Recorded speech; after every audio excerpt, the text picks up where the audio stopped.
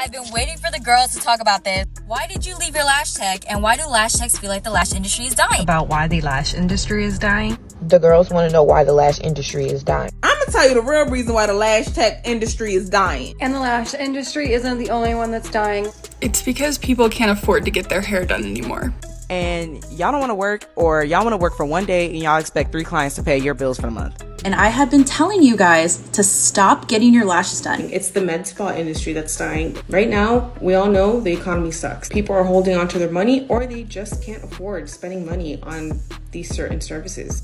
Hey guys, welcome back to my channel. So I came across these videos on TikTok saying that the lash industry is dying, and not just that, but I saw some videos from hairstylists and other beauticians saying that they don't have as many clients this season as they used to. So come and analyze this situation with me. But before that, please make sure that you subscribe, and if you want, you can support me on Buy Me a Coffee. The link is in the description below. And let's get into it. So it's no secret that the beauty industry has been around for a long time. However, after the rise of the internet and social media, it got a whole new makeover. The lash industry has been around since the 1930s. However, the 2010s marked a major turning point for the lash extensions. This decade saw a significant boom in the industry as extensions became finer, safer, and more comfortable to wear, and became more accessible to the general public. Nail extensions, including gels and acrylics, have an equally interesting history. Acrylic nails were first introduced in the 1950s as a more durable alternative to traditional nail polish. They gained popularity in the 1970s thanks to the celebrity influence, but it wasn't until the 1990s that acrylics became mainstream and accessible to the general public. Gel nails, on the other hand, were introduced in the 1980s but didn't gain widespread popularity until the 2000s when the LED lamps were introduced.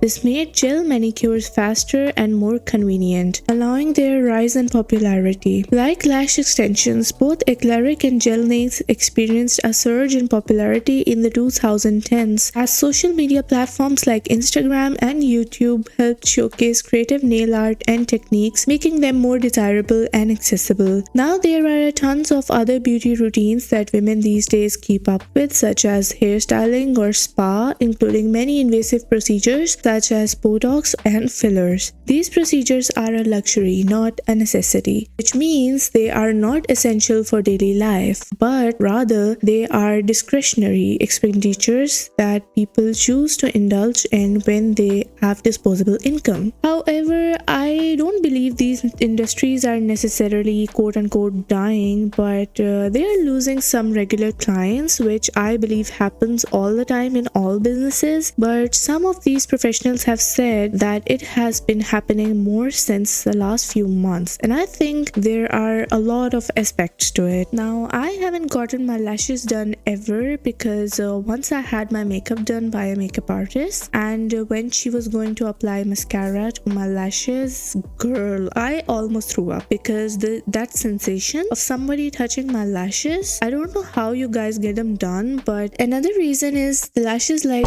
these caterpillar lashes, like, yes, like you do you, boo, but who thinks this is attractive? It looks like you've got pubes on your eyes all styled up. I'm about to be such a hater. All the lash techs on TikTok are like, oh my god, our business, like, it's going downhill. What do we do? I'm charging $200 for lashes and like nobody's coming in anymore. First, it's because when people think of eyelash extensions, they think of this. And I know half of you aren't doing this, but the other half, girl, I know you're sending people home like this. And I have no room to judge because look at my electrocuted eyebrows and my eyeliner going up and my lashes going down. But listen, this looks painful. This girl has beautiful features. Look at her lips, perfect lips. And you gave her these lashes and you let her walk home like this? Really? Really? Not only that, but why do their eyes get so red every time? Please, this became a meme. This is a meme now. Like red eyes after eyelash extensions. Many of these girlies have been saying that the prices are crazy. The lash techs are getting petty over tips when you are already paying them over $200 just for a refill. One of these girls got her email blacklisted by a lash tech because she only paid $20 as tip after spending hundreds of dollars at her salon. Like, what? I got my lashes done maybe like 4 weeks ago. They're in desperate need of a refill, and I went to this new place and I got the premium silk lashes. The service service was $150. That's fine. I'm willing to pay for it. I know what the price is. I'm going for the price. So when I went to pay, I paid $50 in cash, and then I paid $100 in card and put the 20% tip on my card. So that means that I put $20 in tip on my card. So overall, I paid $170. When I left the place, I received a text asking from the place if I was sure that I wanted to put only the 20% towards the $100 that I put on my card, and it wasn't that I wanted to put it towards the whole $150. And I'm like, yeah, I'm tipping $20. That's how much I'm tipping. Whatever. Didn't think much of it. When I go to book my refill, I'm having a hard time booking the appointment online. It keeps giving me an error. And something in my brain told me to try with a different email, and I did, and the appointment went through. So that means that they blocked me from scheduling online because, I don't know, I tipped $20 on a $150 service. Which already, I feel like that's a decent enough tip, but the price is already up there. And I don't understand, like, if you're charging $150, your employee should be getting a cut of that $150 service. Like, how much are you paying them that your employee is only relying on their customer tips? So the reason that your businesses are dying is greed. Honestly, it's greed. At the end of the day, like, people do not have money to afford these things, and do not expect me to tip way extra on top of a service that you're already charging an exorbitant amount of money for.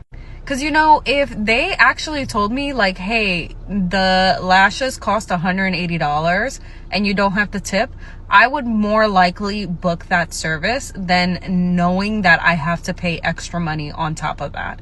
I should not be the one having to pay your employees at the end of the day. You should. Stop being greedy, charge reasonable prices, understand that we are basically in a recession. Many of them are saying that a lot of these nail and lash techs need a reason to get you to pay extra for like literally no reason. Hi. Oh, hey, I was just trying to call you. Your appointment was at 3, right? Like 10 minutes ago? Yeah, but the door was locked. I couldn't get in. Oh, okay. Well, you're gonna have to pay an extra $20 if you want to come in still, because the time starts when you're inside the building. That's okay. I really need the appointment. Okay. Hey, do you guys have water? Yes, but it is a $10 water fee. I actually can't work with this bun in my face, so if you want to leave it, there's a $20 bun fee. My phone's gonna die. Can I use your charger? Oh my god. Okay, yes you can, but there is a $15 inconvenience fee since I need to stop what I'm doing. So how's your day going? It's good, thank you for asking. But when you talk, your eyes move and it's slowing me down. So if you can just keep the questions to a minimum, that would be great. And you're all done. So can I actually use your restroom? Yes, but we do have a bathroom fee of $10. How much is it? So the initial fee was $100, but including all the fees and everything, it comes out to $350. Okay, do you take Zelle? Yes, but that is an extra $10. You're mean. So as I've said, I've never gotten my lashes done ever. So let's see what a seasoned lash customer has to say about it. So way back in like what, from 2018 to 2022, I was an avid lash girl, and I was living like predominantly on the West Coast because I was stationed out there. My set with this lady who lived in Barstow, California, I think her full set was under $200. And it was a volume set, okay? And I loved her work. It was just absolutely phenomenal. Like, my lashes were done to the gods. And her refill for these volume hybrid lashes, the touch up every 2 weeks, and I used to see her religiously, was like $60. Over time, she increased her prices, but because I was so consistent with my visits with her, she went ahead and did not increase my price of my lashes. Then I got orders to move to South Carolina. And of course, naturally, I was like, it's time for me to go get a fill on my lashes. So I go and I look for a good reputable spot. I was looking at the reviews and I stumbled upon this, salon. When I researched the price of these lashes, The cost for a volume touch-up was about $250. And you know what? I was kind of like, you know what? I am on the East Coast now. Maybe these are just East Coast prices. I'm going to go ahead and give this lady a try and just see how it goes. Now, mind you, she was just doing a fill. And to be perfectly honest with you, I had only had like 30 to 40% of my lash loss with the, in comparison to the old lady that I was going to since I had moved. So I was like, okay, let's go ahead and do it. Y'all, I spent over $200 on a volume fill. And let me tell you, that fill was absolutely horrible. First of all, the skill was just not there. Like, okay, maybe I just got a little bit spoiled from my old lash lady. But then what really took me over the edge was the fact that I lost about 35 to 40% of what she had done with the proper lash care. Your girl was doing like the whole lash shampoo and the whole brushing. I was not one of them girls walking around with dirty, nasty lashes. All in all, I needed another fill in less than 10 freaking days. I don't know if it was the Carolina humidity or poor technique, but I'm just going to defer to poor technique. It was definitely not worth the money. So I went ahead, and as I started to look out other options, I stumbled upon a product. And then she goes on to say that she uses $85 lash kit to do her own lashes, and it is cheaper and convenient. And as somebody who is a former lash tech who does social media marketing now for people in the lash industry, here are my 2 cents. Every client you lost has said, I cannot justify paying the price. And I feel like the first mistake that a lot of lash techs make is thinking that their only competitors is Susie down the block, okay? And it's not. It's DIY lash clusters. Let's be real. It's affordable, convenient, fast. Nobody's paying a squeeze-in fee. You do it on your own time, and sometimes it lasts just as long as people's lash retention. That is so hard to beat. I'm gonna take it a step further. In the beauty industry in total, not just lash techs, I feel like customer service experience is just not a thought. As in, you guys are all money hungry, and it shows. And I get it, it's your source of income, this is your job, your career. This is also what you signed up for. Because it's not a necessity, it's a luxury. And don't even get me wrong, I'm all for being bad and bougie on a budget, but I'm also the same person that will come back if you give me a reason to come back. And if I don't come back, I will tell somebody to go to you. Everybody already been known that lash extensions is a luxury thing. The question is how do you make it luxury? I totally agree with her. If you are working in these industries, customer service is very important. I do get that many customers are rude to these techs for no reason, which is not okay. But the things these ladies are saying, that even if you politely convey them a message like, hey, it's kind of expensive for me this time, or you just raise the price, they would rudely tell you to not come there again because it's a luxury service and don't get it if you are broke. Now for me, if I can do these things on my own, I definitely would, even if I get crazy rich. But the only reason I would lay on a salon bed in front of a lady to do my lashes or my wax or my facial mask is because I want to unwind, relax, and get pampered. And if the lady that is supposed to be nice to me for like 20 minutes says stuff that puts me down and makes me think that why did I even come here at the first place, you're not just paying for the service but also for the luxury experience, and the money goes to waste in my opinion if you leave that place with a bad taste in your mouth. Now it's not just the lash industry that's, I won't say dying, because let's be real, okay, the people who still can afford it and are getting good services, they'll continue to do so. But some people are saying that the nail tech industry is in decline too.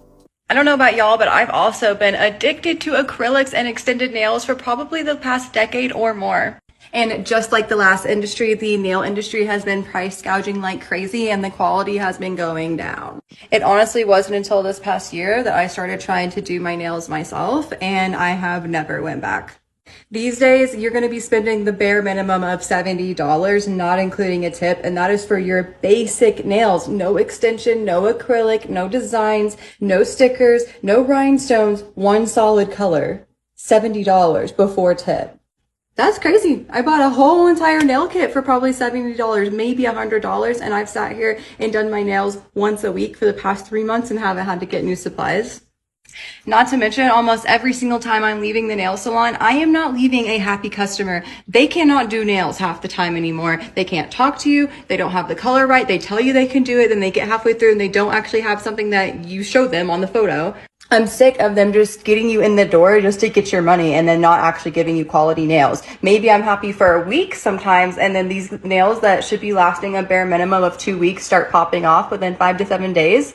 No. I started getting my nails done here in Italy, and I know 80 euros is nothing, but for me it's a lot. And the nail tech was like, you need to pay 80 euros for the first time. And now even if I ask her to do like one French tip, like literally on just one finger, she's like, oh, you have to pay 5 euros extra for that. She literally has no, a very nice skills for nail art and can't even draw a line correctly. But I'm too scared to give a bad review to them because the others who did on Google, they got such rude replies from them. I saw a bunch of videos discussing how people are giving up on hair dyeing and stuff too. I just saw a video of a hairstylist coming on here talking about how she hasn't had as many clients this season as she is used to having. She kind of went on a rant, so it was kind of hard to follow. I was kind of mostly reading the comments, and a lot of people were trying to let her know, like, we can't afford to get our hair done at the prices that are expected these days. And I have to agree, like, my hairstylist, super reasonable, best hairstylist ever. I love her so much. But I've noticed, especially with like a lot of hairstylists coming and doing hair on TikTok, that the prices are a lot more than what I can afford, and a lot more than what most people in this economy can probably afford. I am all about, like, charge what you think that you deserve. If you think that your trim warrants like $200, then charge that. But you have to keep into account that not a lot of people can afford that. You're taking a risk on losing clientele and only having a select few people that can afford such a price. So for me, whenever I'm not a hairstylist, I do beauty services, I do facials, makeup, waxing, henna, etc. And when I was trying to determine how much I wanted to charge, of course I took into account how much products are and how much my time is worth and all of that. But the biggest reason I chose the prices that I did was because I wanted to take into account my demographic. I was just starting out. My main goal was to get as many clients as possible. And whenever you are charging quite a lot of money, for a service that is a luxury, you take the risk of losing clientele or not being able to gain a clientele because people simply can't afford it in this economy. So to conclude what I have gathered from these videos on social media, it's not all black and white reasons behind it. First of all the med spa industry is in decline. It's definitely not dying, but we are living in the post-2020 panorama world. I think we all remember what happened in 2020, but the effects of that on our economy, especially political tensions going on in the world, also impact the economy. People are simply struggling to manage their finances, and so they are forced to give up on these luxury services. I think these are one of the main reasons, and the rest follow them, like Lash and nail techs raising their prices because they too live in the post-panorama world, and they also have to keep up with the rising prices of food, fuel and rent, etc. And the customer service is not good at most of these salons. These ladies have reported that newly certified techs are charging as much as someone with 10 years of experience, and that's unfair since they are not that good at their job right now, but they want to get paid and tip like they don't do a mid job at lashes or nails. And a point that a girl in these videos raised, that people learned during the lockdown how to take care of themselves, so they're used to it now and they find it convenient and cheap, and they're never gonna look back. The economy and political climate impacts our daily lives more than you think. Like, if you have noticed, a lot of companies these days are focusing on lip products more than any other. Like, I saw Inky List coming up with tinted lip balms recently, which in my opinion leans more into the makeup category than the skincare. And I was like, why Inky List is going in that direction? Then I remembered about this phenomenon called lipstick effect or lipstick index. Lipstick index is a term coined by economists, and it means that during tough economic times, beauty brands often focus on lip products as a way to maintain sales. Why why lip products, you ask? Well, it's believed that they offer an affordable luxury, a small indulgence that can boost anyone's mood without breaking the bank. Anyways guys, that's it for today. Comment and tell me if you're still gonna get your nails and lashes done, or are you in your broke baddie era like me? Subscribe to my channel and I'll see you in the next one. Bye!